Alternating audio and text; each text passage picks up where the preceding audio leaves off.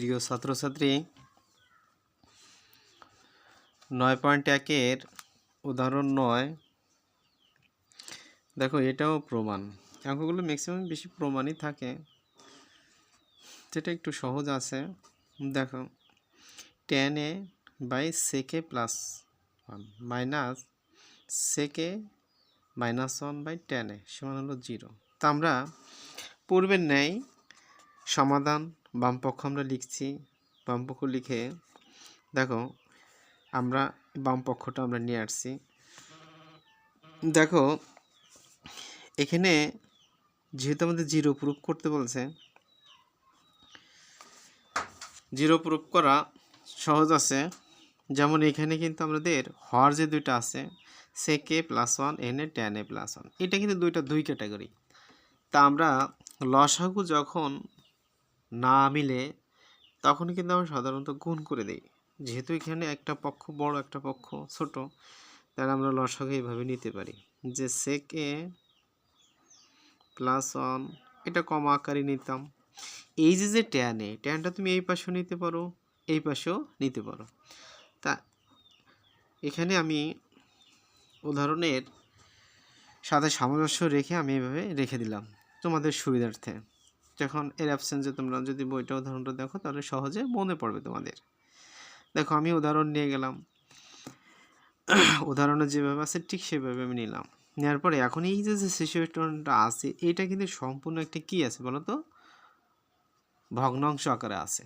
তো ভগ্নাংশে যোগ বিয়োগ যখন থাকবে তখন আমরা সাধারণত লসাগু করে অঙ্কটা করতে পারি। যেমন লসাগু নিলাম, দেখো sec a plus 1 into tan a।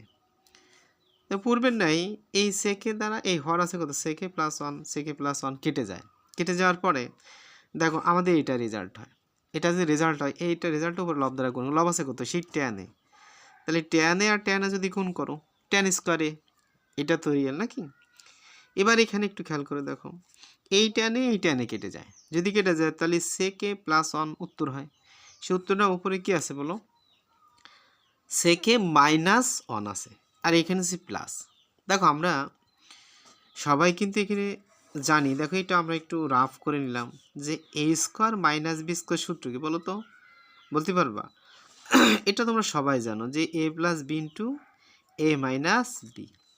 দেখো a স্কোয়ার মাইনাস যদি a square minus b square সমান যদি a plus b into a minus b লেখা যায়, তাহলে a plus b into a minus b সমান কি লেখা যায় বলো, a square minus b square লেখা যায়।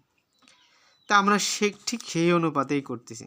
দেখো আমরা এখানে লিখে দিতে পারি বলো কি, এই দুইটা যদি গুণ হয়, গুণ হলে আমরা এই দুইটা গুণ আকারে আছে, আমরা a স্কোয়ার মাইনাস b স্কোয়ারে যাবো ছেলে। তাহলে এর পরিবর্তে sec স্কোয়ার আছে, মানে sec আছে, আমি sec স্কোয়ার দিয়ে দিলাম।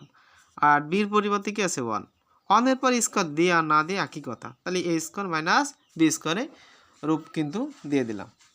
তোমরা দেখতে পারতেছো না, আমি মুখে যেটুকু বলছি এটুকু একটু তোমরা দেখো, আমি নাড়াইলে দেখা যাবে না। দেখো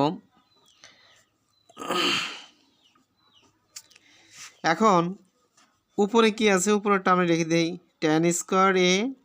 দেখো sec square a minus tan square a সমান আমরা কি লিখতে পারি বলতে পারো, tan স্কোয়ার a লিখতে পারি বলো, tan স্কোয়ার a লিখতে পারি। আর নিচে কিন্তু যা আছে আমরা তাই রেখে দিলাম, অন রেখে দিলাম, tan a আমরা রাখলাম। দেখো উপরে tan square a minus tan square a, এইটা sec স্কোয়ার a মাইনাস 1, 1 উপরে আমরা কিন্তু স্কোয়ার দিই নেই, না দিলে একই 1ই হয়। তো এইটির সমান কিন্তু আমরা ত্রিকোণমিতির একটা সূত্র আছে ষড়ভুজের মাধ্যমে আমি লিখে দিছি, সেটা দেখতে পারো কি বলো tan স্কোয়ার a। তাহলে দেখো এখানে প্লাস tan স্কোয়ার a আর আছে কি মাইনাস tan স্কোয়ার a, তাহলে আমরা দিতে পারি কি বলো, দুটো যে কাটাকাটি হয়ে যায় তাহলে একটা শূন্য থাকে বিয়োগ করলে পারা।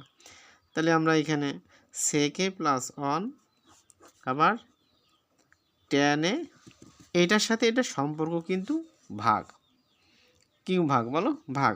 তাহলে সেক্ষেত্রে আমরা এখানে কি পারি বলো, শূন্য দিতে পারি, শূন্য। তাহলে অতএব ডান পক্ষ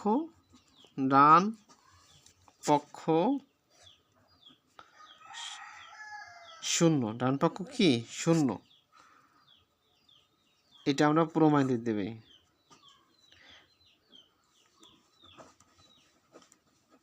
ডান পক্ষ শূন্য প্রমাণিত।